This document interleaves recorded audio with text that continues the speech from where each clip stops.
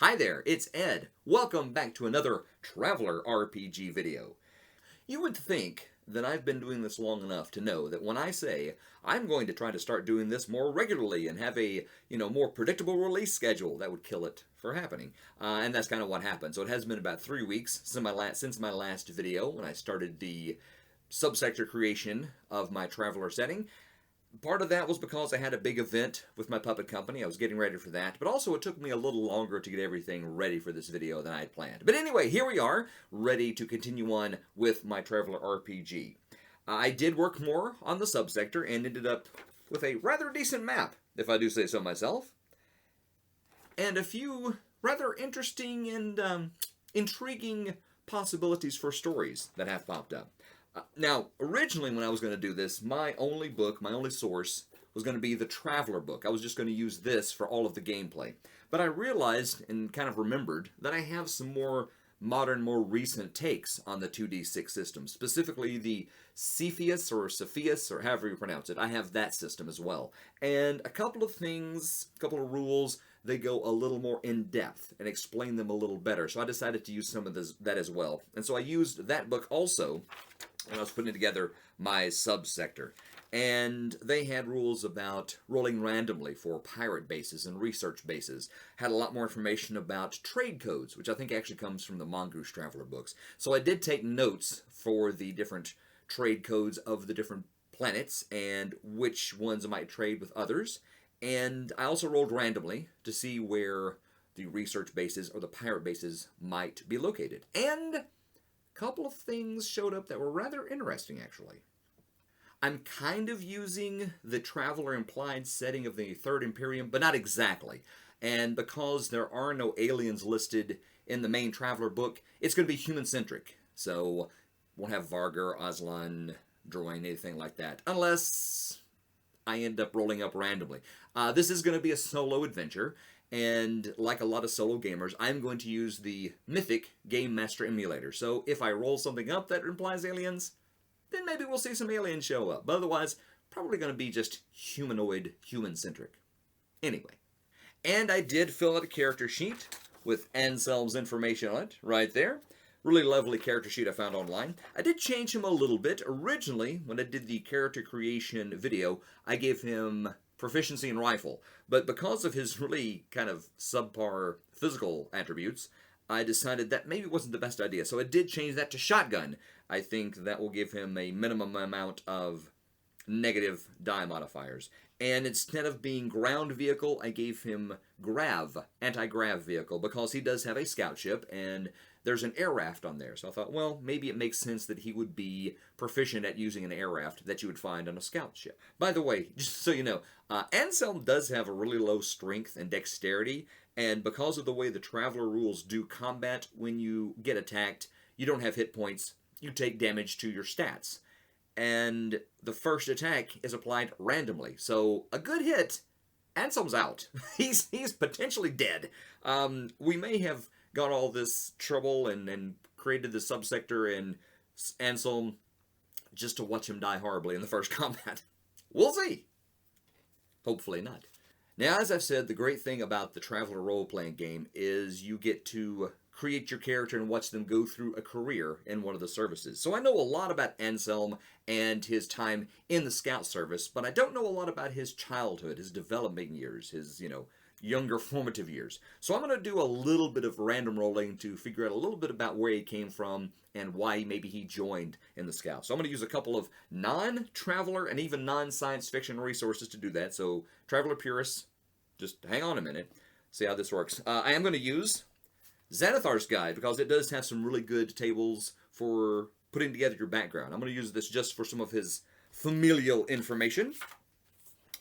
How many brothers and sisters he might have, his parents, did he grow up with his parents? Alright, so, starting with his parents. Does he know who his parents are? Was there any question about that? 13. Yes. Knew who your parents are or were. So let's find out about that. Where was his birthplace? Now again, this is all geared towards fantasy, but I think with a little imagination we can tweak it to work in a science fiction setting. So where was his birthplace? 02. At home. He was a home birth. Lovely. How many siblings does he have? That's a D10 roll. What do we have there? How many siblings? 7. He has... Oh! Big family!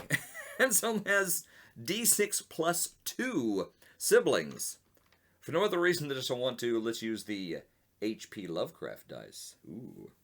So how many siblings does he have? Oh, he has 8 siblings. Wonderful.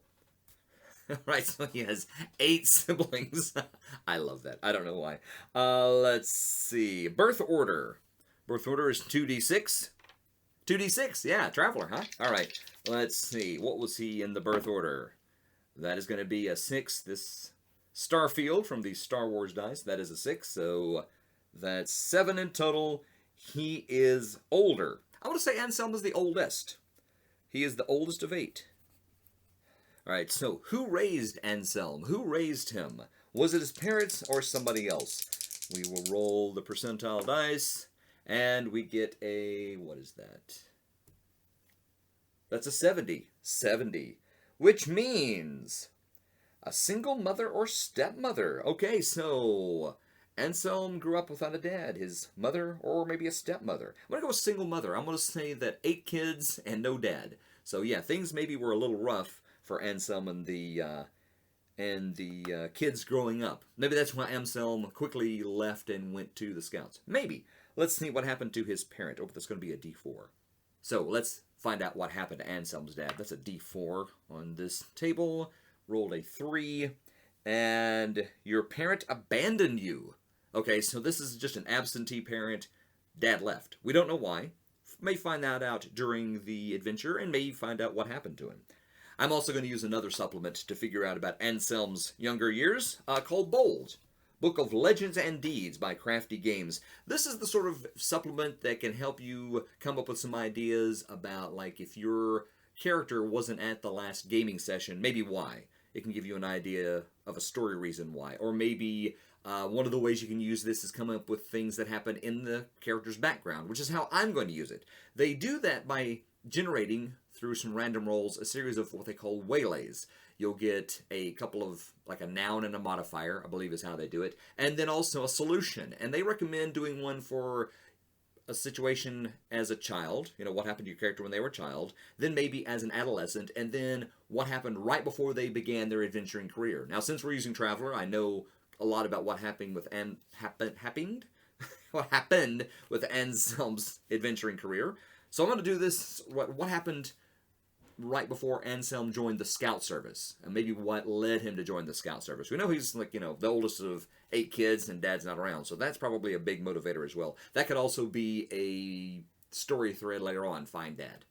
So here we go, Anselm's early years. So as a child, what happened? Going to use the percentile dice here.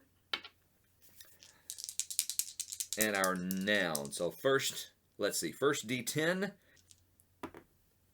All right.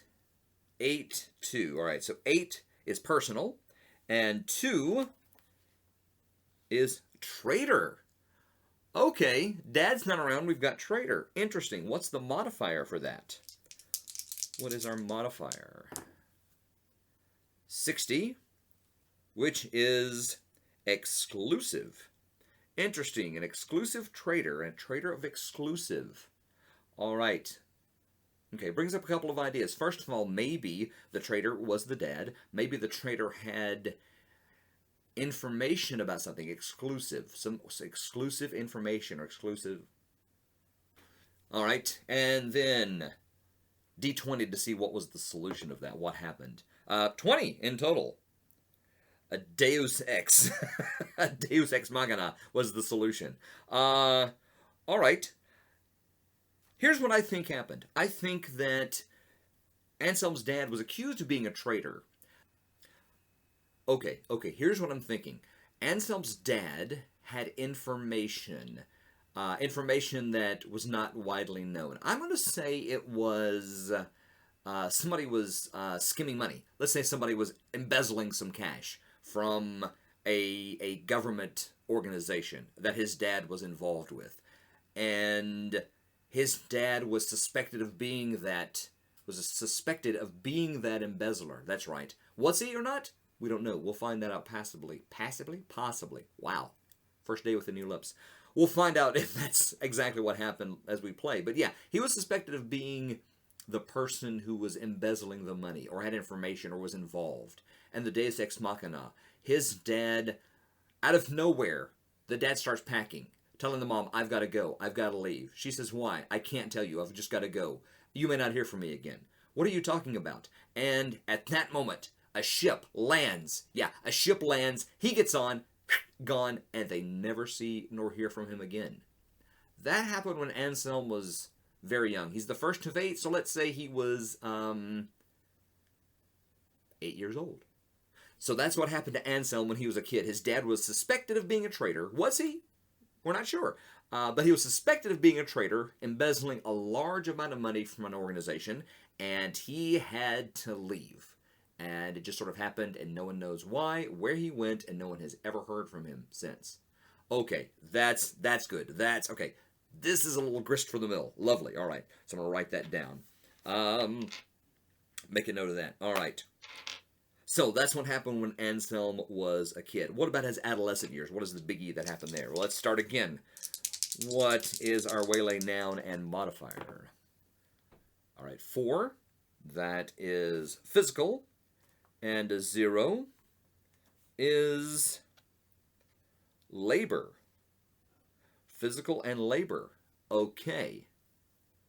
So that makes sense. If his dad is gone, the family fell on hard times, and Anselm, when he became old enough, was actually put to work. He had to go out and help keep the family. He was the oldest, so he had to go out and get a job, and he got a physical labor job, which is odd since he has such low strength and dexterity. But he's always had a very high endurance, so whatever he was doing required him to have a lot of endurance.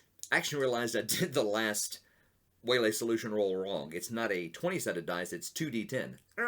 I'm going to leave the other one the way it was. I'm not going to go back and change it, but I am going to do the correct roll this time. Let's see what happens. All right. And that is 7 plus 3, a 10.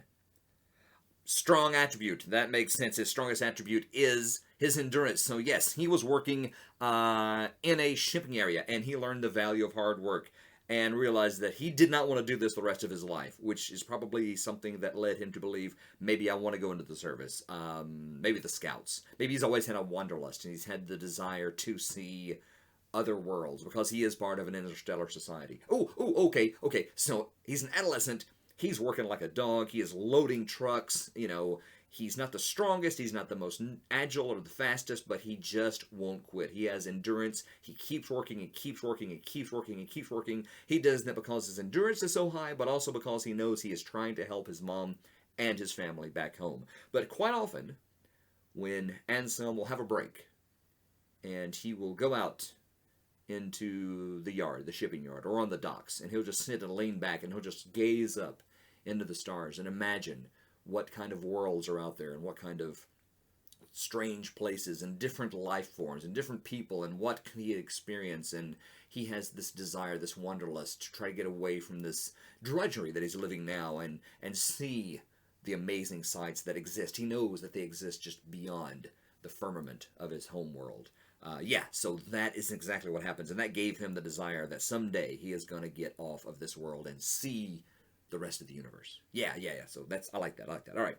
What was happening to Anselm right before he left and joined the Scouts?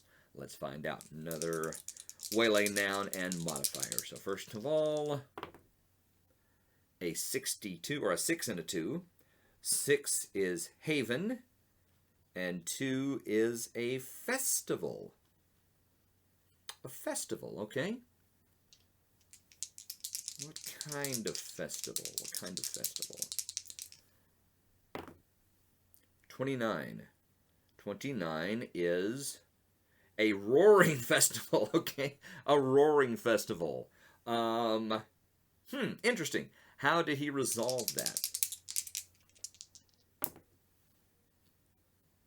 93 is 12. A favored skill. All right. Well, most of the skills he got from his time in the Scouts. What might he have gotten before that? Okay, so it was a roaring festival.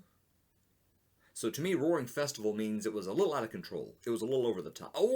Okay, Roaring. Okay, so there was a big party. There was a big party because they had broken all of their production goals. Whatever factory he was working at, they were just doing great. And the management decided to throw a big party. And it was a big to-do, and everybody was there, and everybody was having a great time. But as sometimes these things happen, it became a little out of hand. Of course, there was a lot of imbibing. Roaring kind of implies that to me. And after a while, it became roaring because a fire started. A big roaring fire. It swept through the warehouse. It was going through the place. People were screaming, running everywhere. Anselm rushed in, and the sprinkler, the fire suppression system, was supposed to work, but it didn't because the company had cut corners. Yes, okay, the company cut corners, and they had not kept it up to code. They had not kept it maintained, and when they needed it, it failed. And so Anselm was able to rush in. He was able to use his electronic skill to start the fire suppression apparatus manually. Yes, and so because he did that, the fire was put out, saved many, many lives. He was slightly hailed as a hero. However, the warehouse burned down, and there was no place for him to work. And because the company had not kept it maintained properly, there was a lot of inquiries and a lot of questions and a lot of investigation about what had happened. And Anselm realized that he was not going to be able to go back there, and sort of saw this as his opportunity. This was his chance to leave this world that really meant only drudgery and hard work and not necessarily a bright future for a fellow like himself. And he decided at that point he was going to go for his dream and see what was out there and travel among those stars, and he joined the Scouts, and they allowed him because they saw his fire and his zeal to join. Yes, that's why. That's what happened. Yes, so that's what happened, and that's what led him to join the Scouts. What happened. Yes, all right. Excellent. That's why I love this kind of stuff. All right, we've got some really good information about Anselm.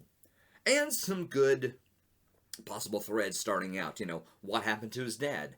The fire that started in the warehouse, was it deliberately set? Or was it just an accident? I don't know. But that's a couple of things that I may put on my threads list for the Mythic Game Master Emulator. So, here we go. Alright, so know a little bit about Anselm, or I should say a little more about Anselm. He has now been in 5 terms in the Scouts. He has just gotten out of the Scouts, and he has mustered out. He's gotten his ship, he's gotten his blade, he's gotten his money. I spent some of his money to buy a few of the pieces of equipment that I think a Scout would have. And I'm going to say he starts right here. I can show you that. He's going to start right here at this world, because there is a Scout base there. It is in the Imperial space.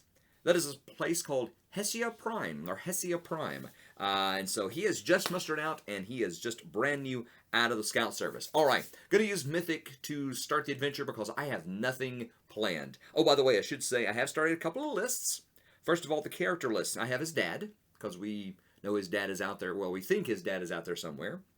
And we have the rest of his family. So they're down on the character list, all we have right now. And also, the only thread I really have is what happened to Dad. That is a thread that may come into play as I play through this adventure. Mythic uses threads to sort of take your adventure in a certain direction. New threads can pop up all the time, but that's a thread that I think Anselm would want to pursue now that he has a little more freedom of movement and kind of decide his own fate, not being what's what I'm looking for? Not being in the Scout service and told where to go. He can kind of decide where he wants to go. So we're going to start by doing an event focus. What is the event focus of this very first scene with Anselm? Let's see. That is a 97. 97 is an NPC positive. Alright, don't have a lot of NPCs, so let's find out. Who's that going to be? I'm just going to roll 50-50. 1 to 3 is the dad, and 4 to 6 is going to be the family. It's the family. Something good has happened to the family. Excellent. What is that? We're going to roll an action and a subject. Whenever you roll up a random event in Mythic, you do roll the event focus. What is it relating to? And then you get an action and a subject. You can kind of decide what those mean in context. All right? So we've got an NPC positive. It's the family. And 07, violate. This is a positive? All right. Violate 21. Messages. Violate messages. Okay. Okay, this is a positive because they have gotten a message from their father. They have gotten a message from Anselm's dad. The first message they have gotten from Anselm's dad in... How old is Anselm now? He should be 38. Yeah, this is the first contact they've had from Anselm's dad in 30 years.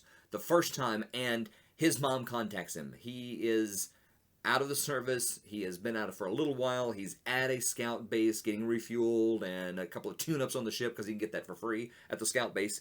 And he gets a frantic message, subspace message, from his mom. So he finds out from his mom his dad did contact him. Did his dad say where he was? Okay, so when you come to a point like this in Mythic, you have to roll randomly. And it'll give you a percentage chance of a yes answer. Right now, we also have a chaos factor of 5. The higher the chaos factor goes, the more likely you are to get a yes answer. So the way you decide the percentage chance using the Mythic GM emulator is you decide what are the odds. Are they 50-50? Is it likely? Is it unlikely? You have everything from has to be to 50-50 to impossible. And even impossible, there's a chance it might happen. And all that is modified by the chaos factor. The more the things get out of the character's control, the chaos factor can move up, or if the character was in control of a scene, the chaos factor will move down. So right now, I'm going to say the chaos factor is at 5. We're very beginning. We have not had anything happen. So did he say where he was? I'm going to say that it was... Just to get an idea, to get things moving, I'm going to say it's very likely. So that's an 85% chance or less. What do we have here? And that is a 77. Yes, he did say where he was. And he is in... Where is he? Where is he? Is he in a pirate base? No. No. Anselm's dad, he did say where he was. There is a prison world in my subsector. Is that where he is? I don't know. I'm going to say that's a 50-50 chance. A 50-50 chance. So, oh, I should step back. I should take a step back. I rolled doubles. That was a 77, I think. And whenever you roll doubles, that is a random event. If you roll doubles and it is less than your chaos factor. My chaos factor is 5. 7's more than 5, so we don't have a random event right now. But normally I'll have to remember doubles means a random event. So let's roll. Is he on the prison planet? Is that where he's been for the past 30 years, and they just didn't know it? Let's find out. Yes, okay. I was going to give that a 50-50 chance. You do have a chance to get not just a yes, but an extreme yes. The chance for an extreme yes at Chaos Factor 5, 50-50 odds, is a 10 or less. 0-5. Yes, that's exactly where he's been. He has been on the prison planet for the past 30 years. Whatever he was supposed to do, he was nabbed for it. He tried to get away. He was not successful, but they did grab him. But he has escaped from the prison planet. He has escaped from the prison planet, and he is on the move. And he has let his wife know that he is free, and he is going to have to be on the run. Anyway, so this is the first contact that they've had with his dad in 30 years. So he's escaped the prison planet, and now Anselm is going to find him. That's his goal. So he has decided where, but he doesn't know. Did his dad allude to the mom? I don't think he would be able to say much. If he has escaped from a planet, a prison planet, and he is maybe going to get a message to his wife, I can't believe it's something they can converse a long time. It's something he just sort of quickly said, hey, look, I'm out. I'm getting in touch with you because I wanted to. And that's it. So he probably didn't say anything about I'm going here. Maybe it wasn't a secure communication, but trying to let her know something. So did he kind of give an idea of where he is going? I'm going to say that's actually unlikely. That's actually unlikely. So that's going to be a 35% chance that it's a yes. Let's see what happens. 20, yes. Yes, he did. He said that he is going to, or he at least alluded where he was going to. Now let's decide what planet was he going to go to. So, Vilmork is the prison planet. And there is a scout base there. They kind of maintain surveillance and monitor the area. It is right at the edge of the Imperial space, so they kind of watch past there. It has a sea starport, so basic starport just to bring in prisoners. The few that are released, send them back out. So not a lot of trade and things like that. The only two places he could have gone if he was leaving Vilmork would have been 0409. 0409 is Renava. Now, Renava is an amber travel zone because the people of Renava are very primitive. I think they have a tech level of 3, which I believe is like 1700s to 1800s. So definitely not a starfaring race, very much using wind-powered ships still. And the Imperials, I was calling them the Empire, but being a Star Wars fan, it's kind of odd when I say that. Anyway, being the Imperials, they have cordoned off that world. They don't want any people landing on the surface and interfering with the natural development of the people there in Renava.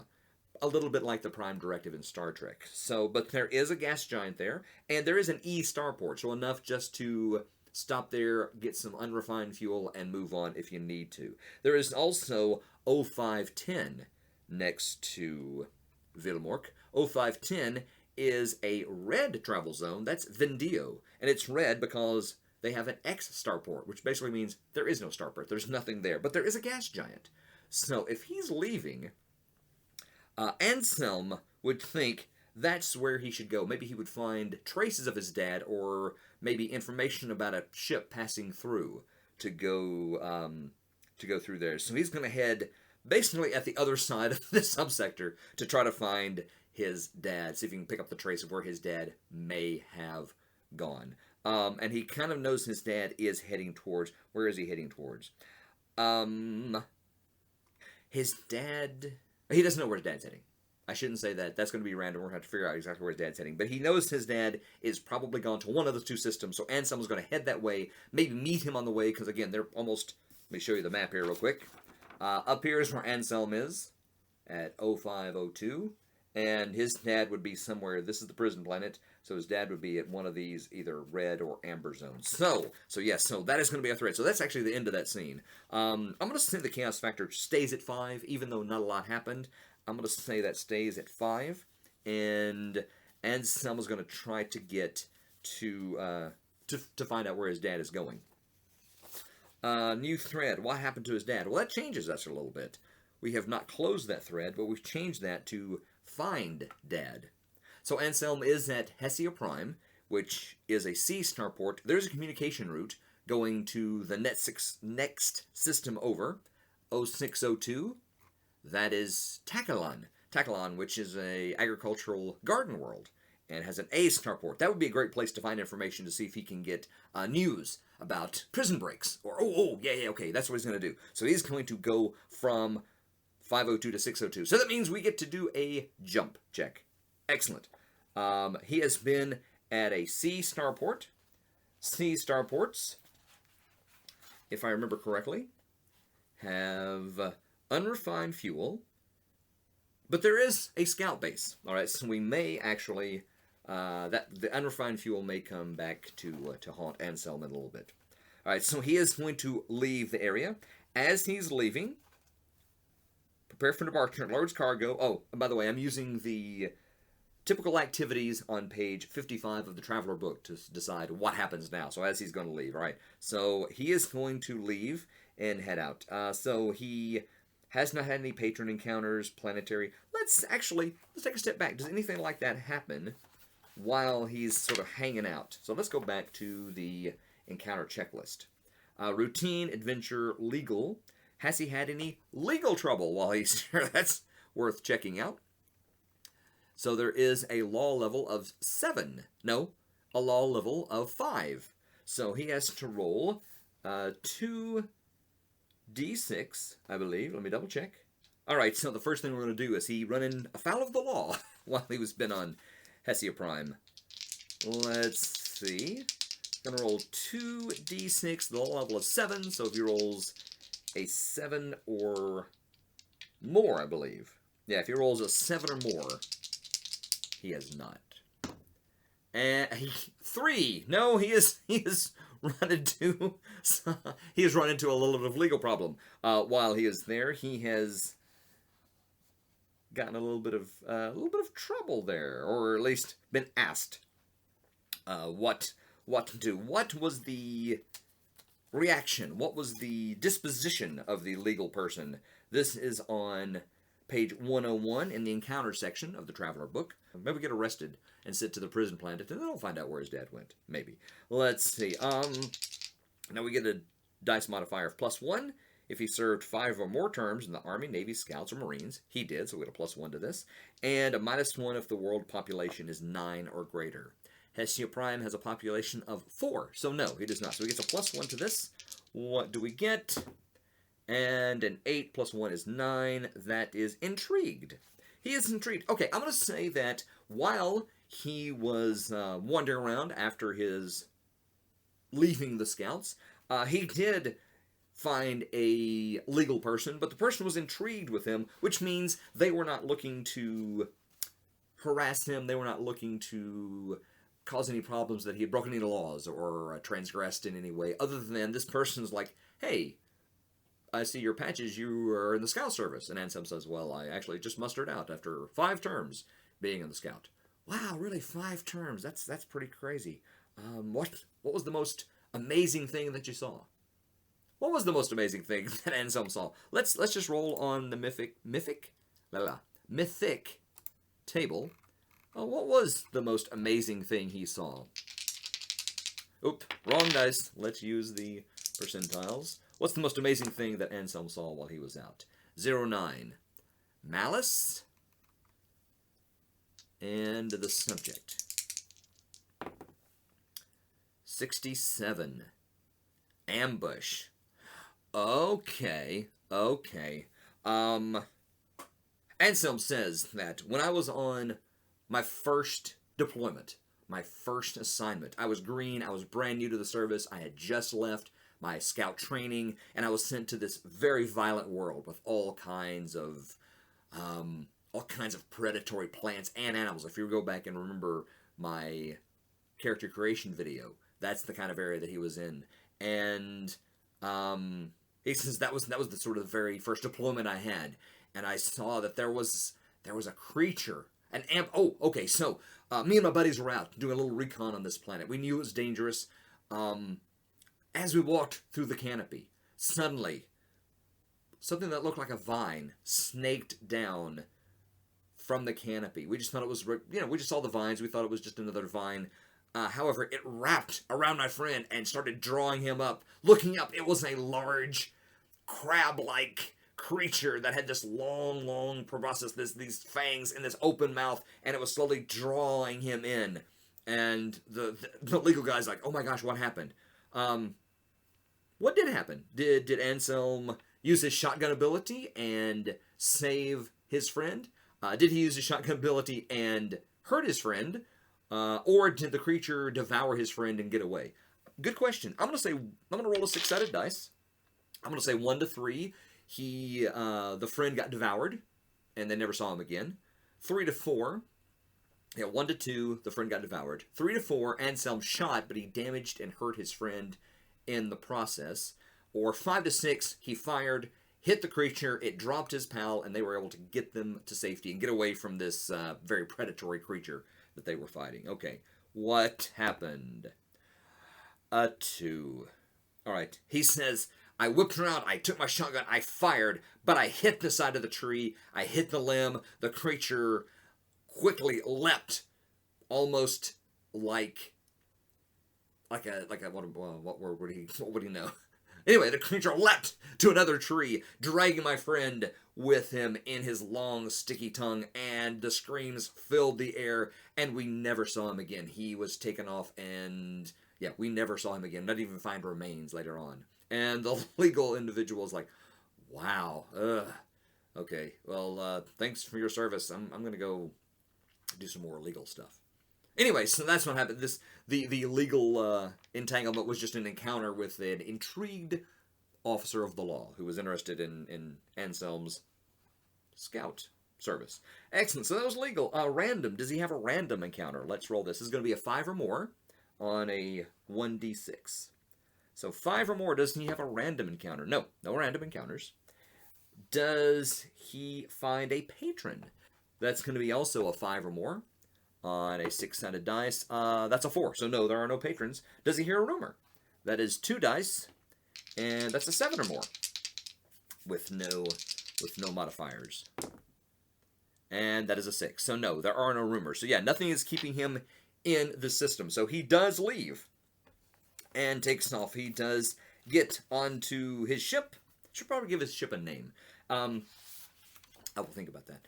He gets onto the ship. He does all his pre-flight checks. He does make sure that he's got everything ready to go. He files a flight plan going to 0602. Again, I don't know the names of my planets off the top of my head. I still have to look.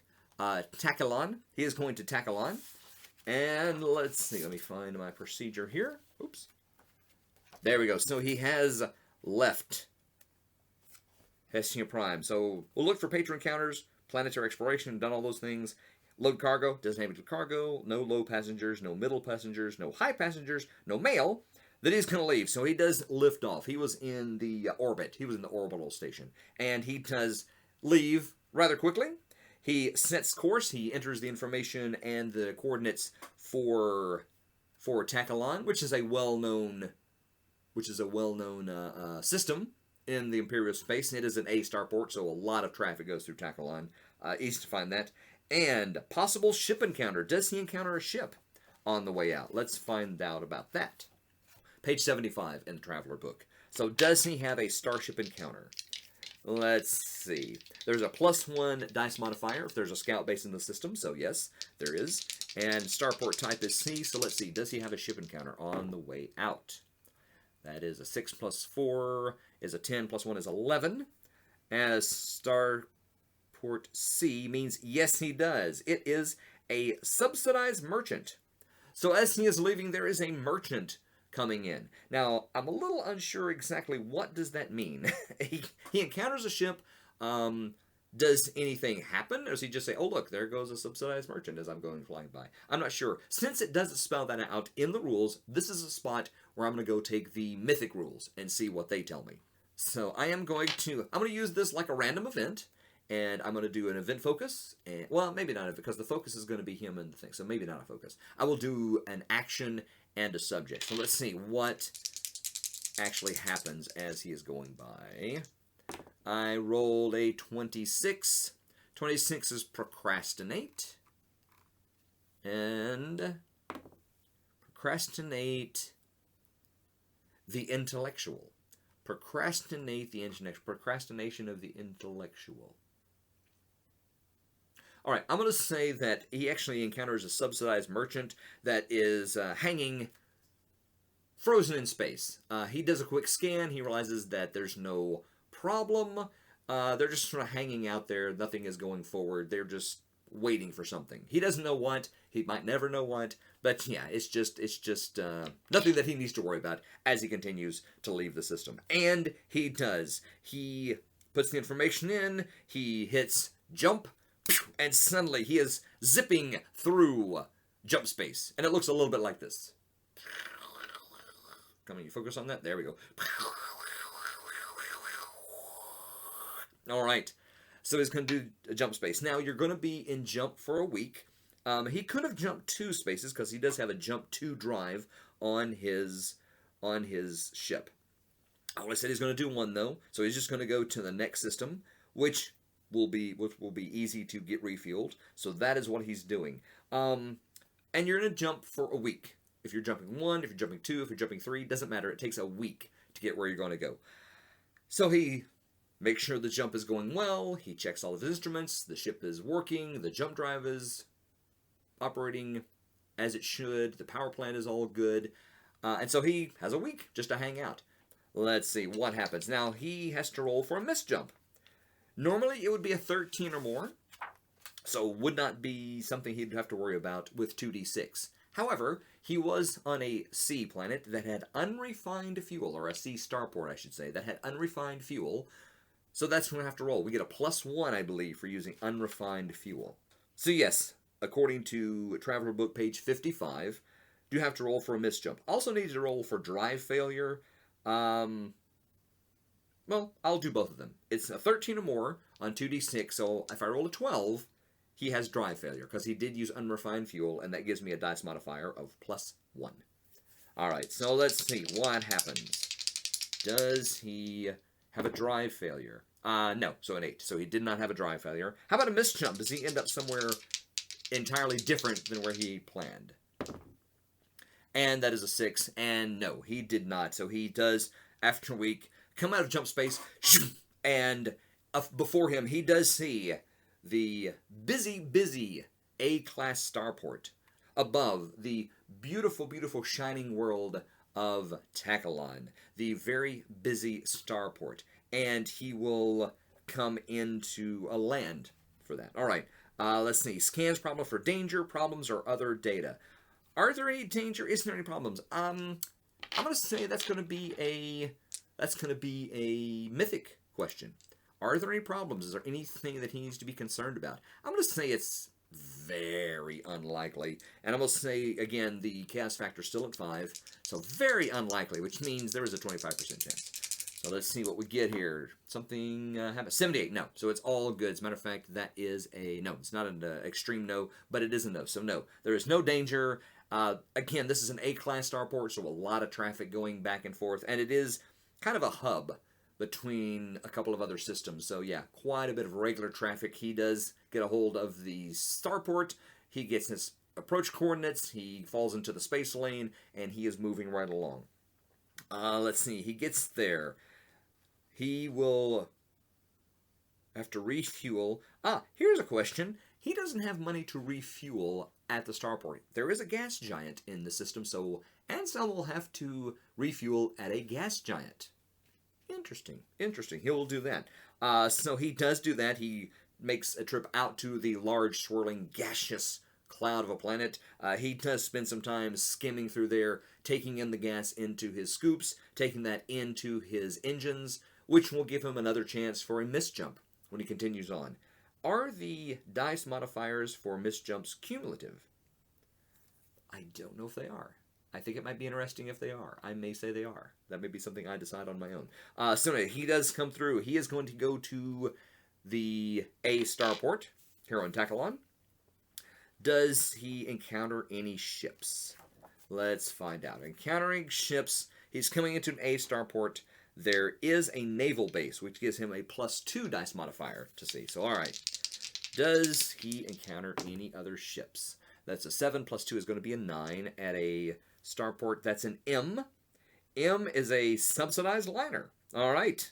So a very large merchant ship is there, which makes sense because, as I say, this is a quite a busy hub for a lot of trade and communication and travel. And it also says that there is there's asterisks, which means that there is also a small craft encounter.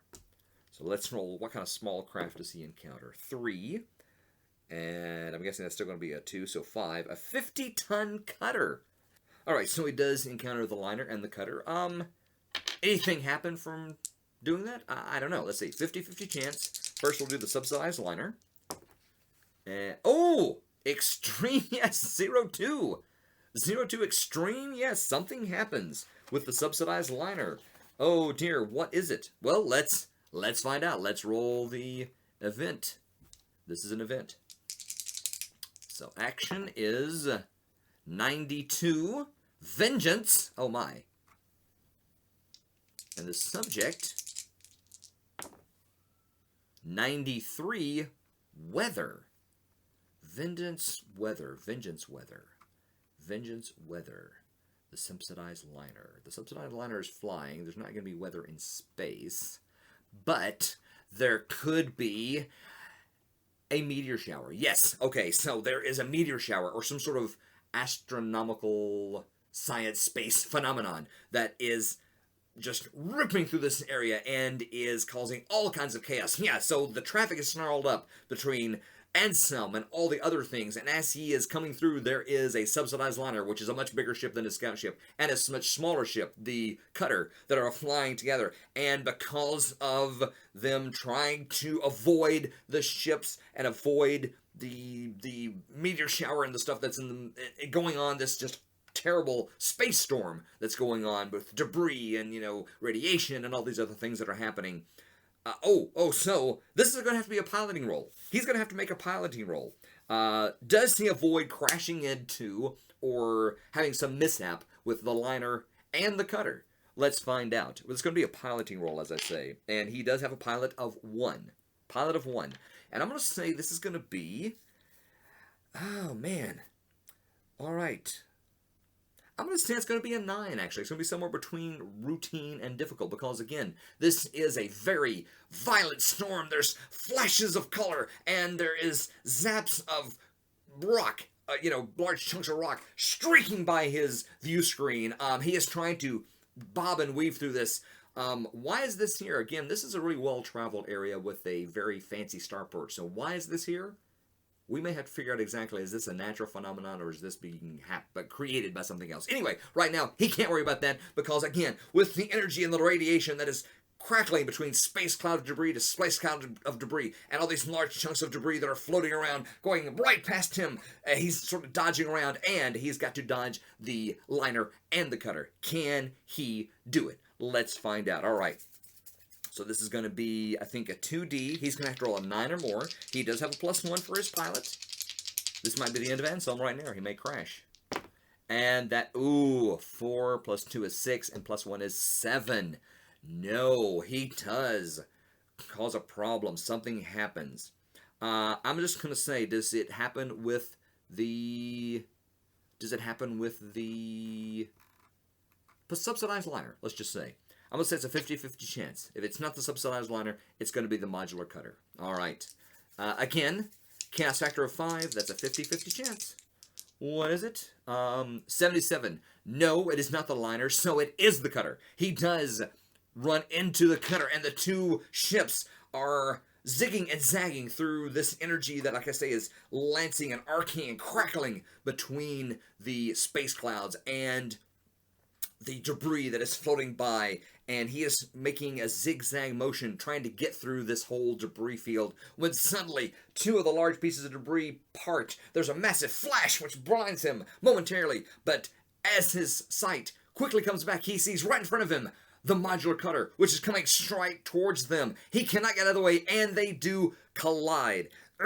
Is this the end of Anselm? We shall find out next time with another video of the Traveler solo role-playing game. Thank you for watching this. I hope you enjoyed it. If you did, please like, and you can also subscribe and find out. Oh, and hit the little bell thing, and that'll tell you when another one of these videos comes out. Anyway, I will see you next time with the Traveler role-playing game. I should come up with a name for this, right? More than just Solo Traveler. Anyway, that's what I'm calling for now. Thanks a lot. Bye.